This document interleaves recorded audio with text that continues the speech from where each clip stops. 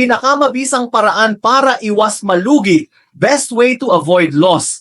Alam mo ba, maraming small business owners nagpapalugi kasi ayaw gumastos sa market analysis. Akala nila tipid pero ang ending, mali ang target customer, wrong pricing, at palpak ang promo. Sayang ang effort at budget kung hindi mo alam kung sino at saan ang market mo. Hindi kailangan mahal ang research. Minsan simpleng tanong sa mga buyers, simple survey, o konting observation sapat na para malaman ang galaw ng market. Mas magastos kung puro hula kaysa siguradong plano. Ang pinakamabisang paraan para kumita ay kilalanin ang customer mo bago ka magbenta.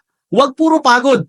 Dapat may strategy. Tiwala lang, kaya mong magtagumpay basta alam mo ang market mo. Maraming nagsasayang ng taon kakabenta sa maling tao. Huwag ka na magpahuli. Research ka muna, benta ka after, sure profit, less stress. Ikaw, nag-market study ka na ba o puro hula pa rin? Share your thoughts sa comments. Gusto naming marinig ideas mo.